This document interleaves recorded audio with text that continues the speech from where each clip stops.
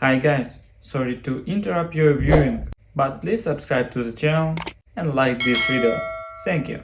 There was a fork halfway to my mouth, loaded with mashed potatoes I'd made from scratch, and that fork never quite made it to my lips. The sound of Sam snickering into his iced tea glass and Jenna practically choking on her Pinot Grigio echoed louder in my ears than the actual words Michael had thrown like a brick into the middle of our perfectly set oak table. I didn't blink. I didn't respond. I just sat there for a beat longer than anyone else did, and in that silence, I watched their eyes dart around the room, avoiding mine like cowards caught bullying the substitute teacher.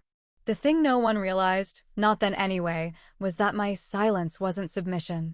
It wasn't confusion or fear or fragility. It was calculation.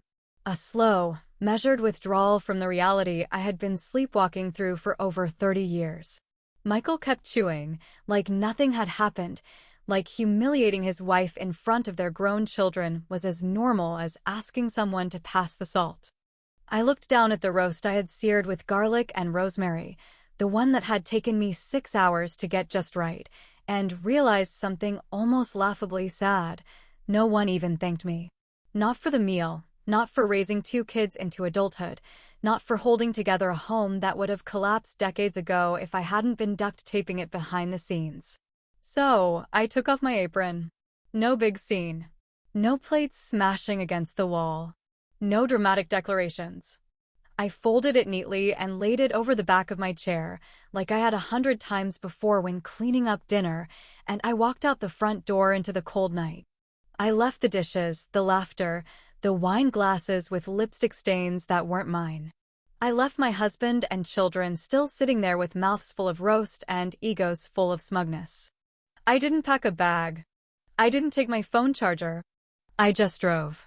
2 hours later, I was checking into a Motel 6 on the edge of a truck stop. The guy behind the counter didn't even look up as I slid my ID across to him, and that felt like a gift in itself. Anonymity, for the first time in 3 decades. No one expecting anything from me. No one watching me like I was an appliance that had stopped working. The room smelled faintly of bleach and old cologne, but the sheets were clean and the lock worked, and that was enough. I placed the thin red leather folder on the small desk by the window, my hands shaking just slightly as I opened the clasp. It had sat untouched at the back of my closet for so long, I almost thought it wouldn't open. Inside were documents that had taken me years to collect, carefully hidden behind grocery lists and birthday cards, things no one in my family ever bothered to look at. There were bank account summaries from 2 credit unions Michael didn't know existed, a brokerage account I started back when we still used dial-up internet, and a copy of the deed to the cabin in Vermont my mother had left me, the one I told everyone I'd sold, because Michael didn't think a woman should own property on her own. There were lists too. Lists of passwords, investment contact names, tax IDs. And tucked in the back pocket of the folder, folded so precisely it looked like it came from a military desk, was a single envelope with, "In case of emergency," written in my own handwriting. I stared at it for a long time, fingers resting on the paper, feeling the weight of the years behind it. I had written that label 10 years ago, maybe more, thinking that one day I might need a parachute. Turns out I didn't need to jump out of the plane. I needed to blow the damn thing up. I didn't open it. Not yet. Because even though I knew this was the start of something big, something irreversible, I also knew that I needed to savor this moment. The silence, the clarity, the space between who I had been and who I was about to become. I lay back on the bed, still fully dressed, still wearing the necklace Michael gave me for our 20th anniversary. He picked it out at Costco, didn't even remove the price tag before handing it to me. I touched the chain and smiled. The kind of smile that's not about joy or love or sadness, but about inevitability. Tomorrow, I would open that envelope. Tomorrow, I would start the fire.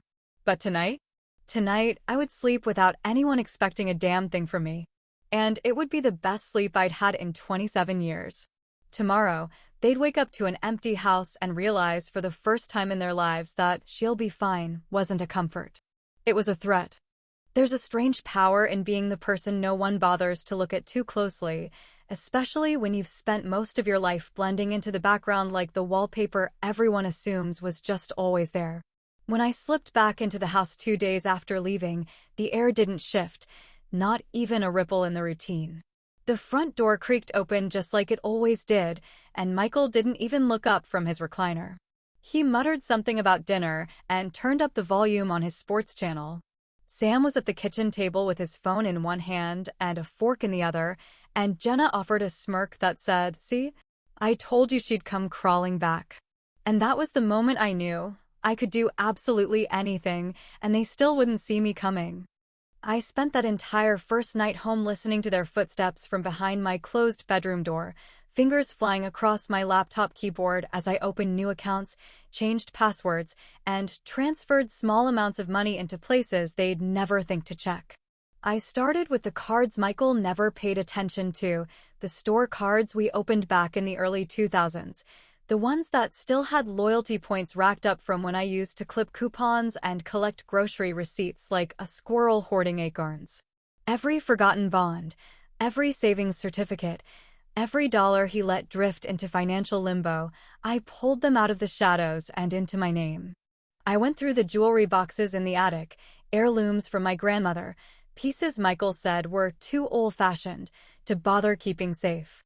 I sold 3 antique brooches and a pair of pearl earrings in one afternoon and used the cash to buy a prepaid phone and a brand new identity online.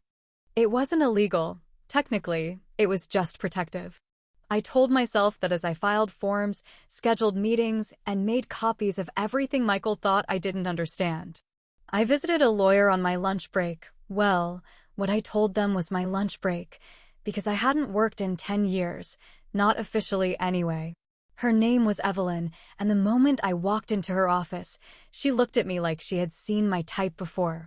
Not fragile, not meek, just ready. Ready to burn the whole damn thing down and smile while it crumbled. We put together the plan.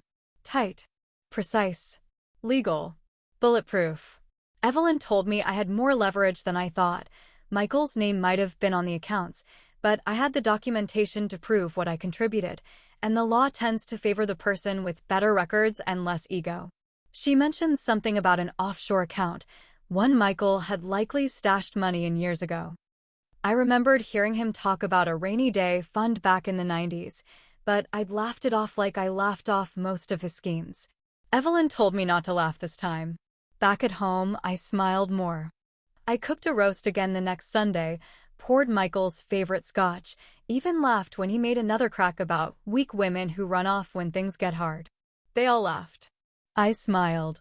And I kept skimming off the top of every account they never watched.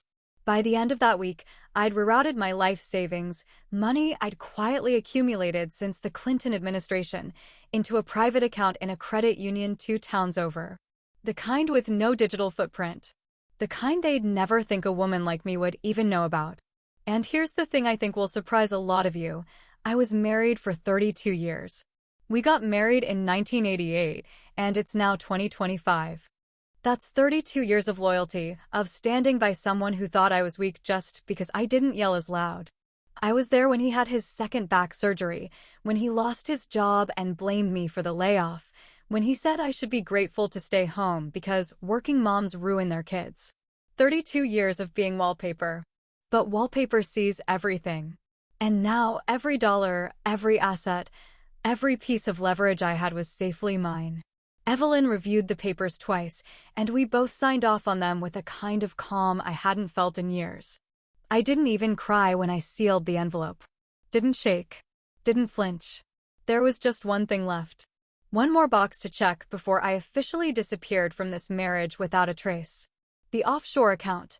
The one Evelyn warned me might not exist, or might be hiding something far more dangerous than cash. And I had a name to go with it. A name I hadn't spoken out loud in almost 20 years. Lucien. He owed Michael a favor.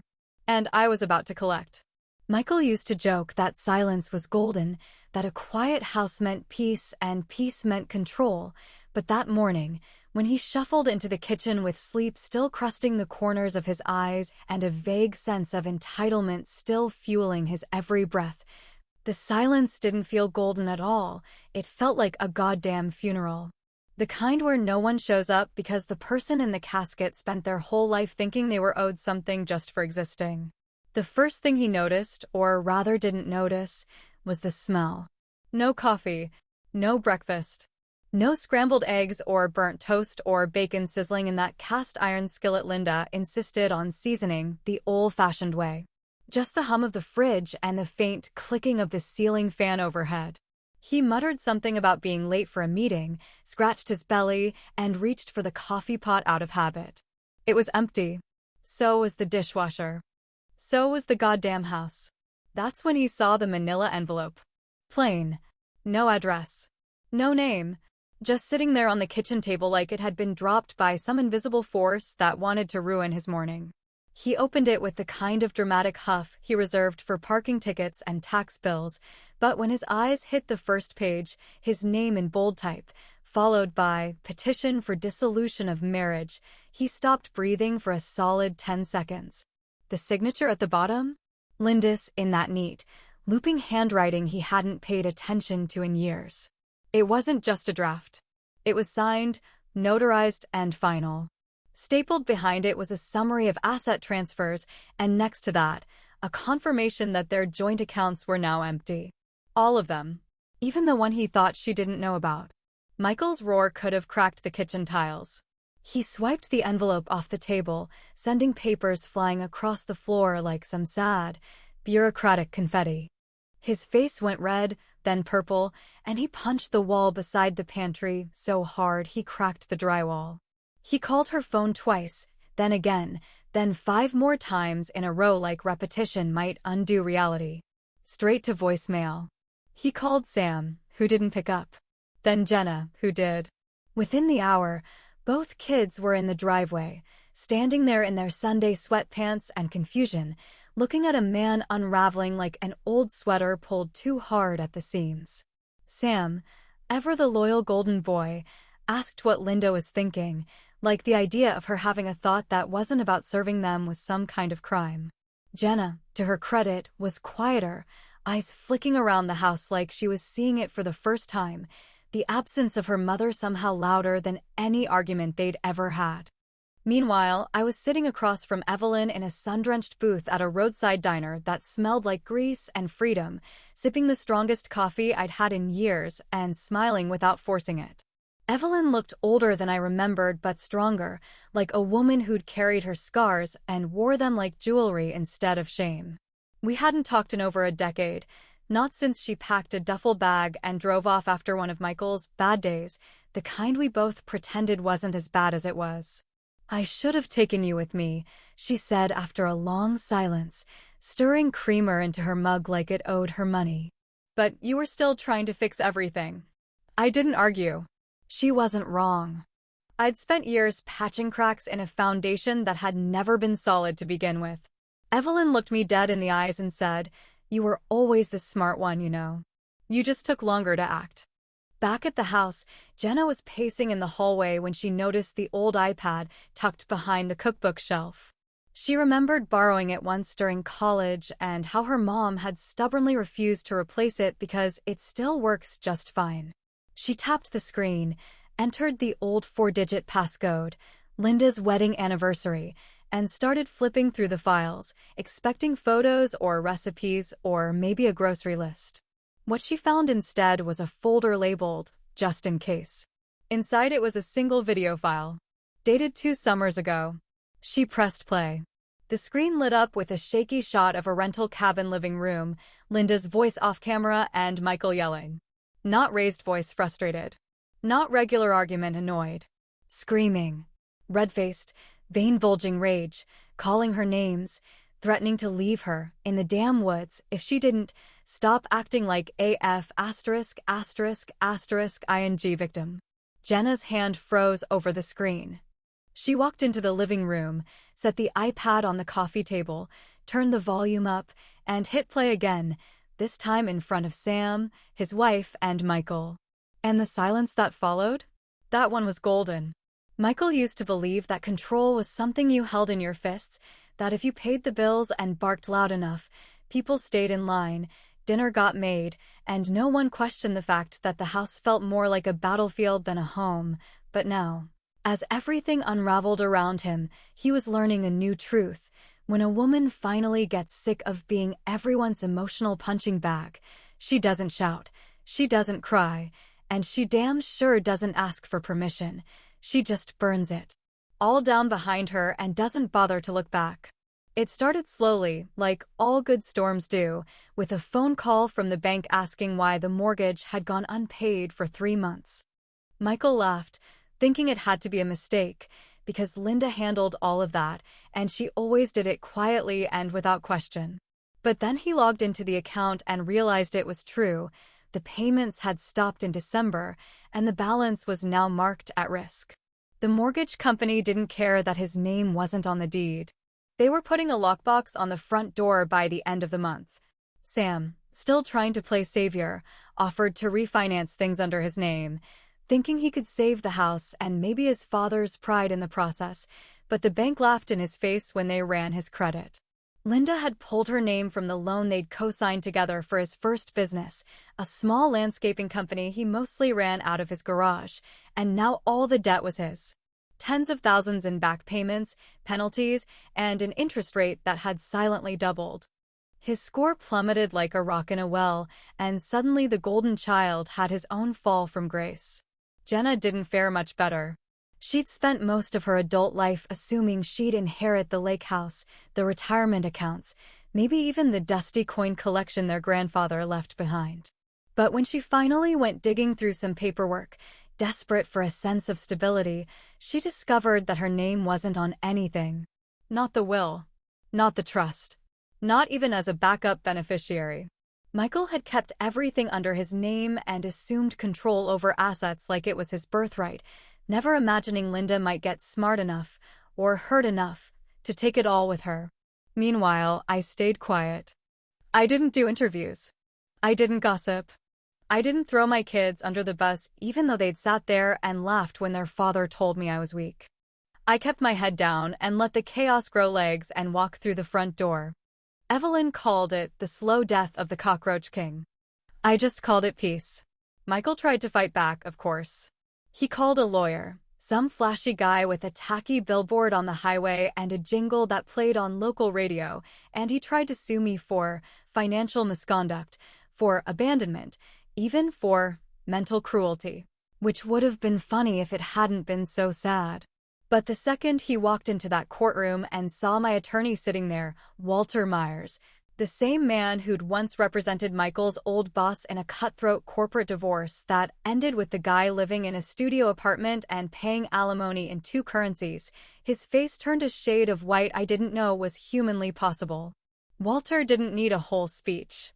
He just leaned forward, smiled that shark smile he's famous for, and dropped a folder on the table labeled Pre-Litigation Strategy. Michael Hayes. Inside were receipts, records, screenshots. A timeline so detailed it included the names of the paralegals who'd notarized every single move I'd made since last spring. It turned out that when you spend decades being ignored, you get very good at observing people, at remembering passwords, at noticing which documents get left on the kitchen counter and which ones disappear into the drawer marked private. Every insult, every withheld kindness, every time he called me weak, fat, dramatic, useless, every single moment had built up to this. I'd banked it all like interest, compounding year after year, and now I was finally withdrawing it in full. Then Evelyn called, her voice low and unusually cautious, and said she'd been going through some of Mom's old things. She'd found a key. A safe deposit box at a credit union out in Cheyenne, one neither of us remembered hearing about before. I was already halfway to the car when she told me. It's addressed to both of us, she said. But I think you should open it alone. And that was the first time in months that my hands actually shook. I opened the box with hands that didn't feel like mine anymore, fingers shaking just a little, like my body already knew what was coming even before my mind had caught up. The bank attendant left me alone, said I could take my time, and I swear the sound of that little metal key turning in the lock echoed louder than any of Michael's screaming ever had. Inside was an envelope, yellowed around the edges, sealed in wax with a faded red mark that looked like it had been pressed in a hurry. I recognized the handwriting instantly. It was my mother's, loopy and a little too slanted, like she was always trying to say more than the paper could hold. The letter wasn't long, but it hit me harder than I thought anything could at that point. She talked about silence, how it starts as survival but turns into a prison, how staying for the sake of keeping things normal eventually chips away at your sense of what normal even is. She wrote, "If you ever find this, I hope you do what I never could. I hope you leave before your name disappears from your own mouth." I sat there in that sterile little bank office with tears sliding down my cheeks, not loud, not theatrical, just steady, like something had cracked open after being sealed shut for decades. Later that night, I checked into a small inn near the Wyoming border, the kind with actual keys instead of cards and quilts that looked handmade. I poured myself a cheap glass of red wine, sat at the tiny desk with the crooked lamp, and wrote a letter of my own, not to Michael, not to Sam or Jenna, not even to Evelyn, though she probably deserved one, but to myself. To the version of me who spent 30 years cooking dinners no one thanked her for, folding clothes no one wore twice, pretending not to hear the snide comments, the slamming doors, the subtle disrespect that always seemed to come wrapped in jokes. I wrote to the girl who thought loyalty meant staying no matter how cruel it got. I wrote to the woman who held her tongue so long it forgot how to form the word enough. I told her I was sorry it took this long. I told her she didn't fail, she just waited longer than she should have. I promised her that from here on out, we'd live only for peace, not performance. By the time the sun came up, I had booked a flight to Oregon using a new name I'd reserved over a year ago, Ellie Marin, a combination of my mother's middle name and my favorite author.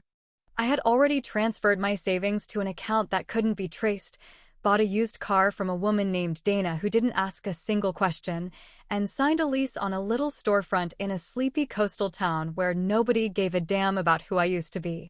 Within 3 months, I'd turned it into a used bookstore with a reading nook and a chalkboard sign out front that read, "Here, quiet is sacred."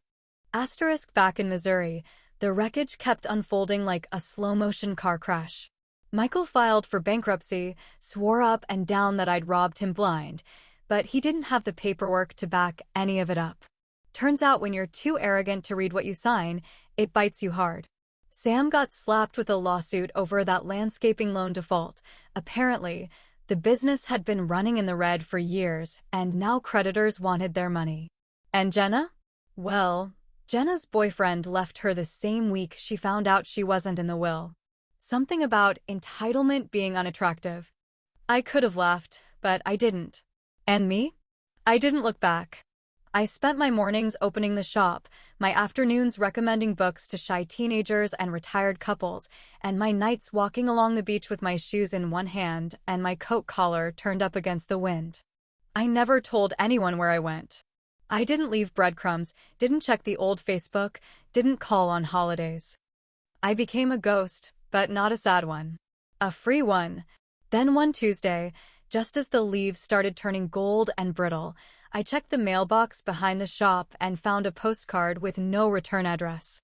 Just a plain photo of a rocky shoreline I didn't recognize. I flipped it over and there, in small, careful handwriting, were 7 words. You were never weak. You were just waiting. I stared at it for a long time, heart suddenly beating in my ears, not because I was scared, but because somewhere deep down, I knew the truth I hadn't just escaped. I'd finally arrived.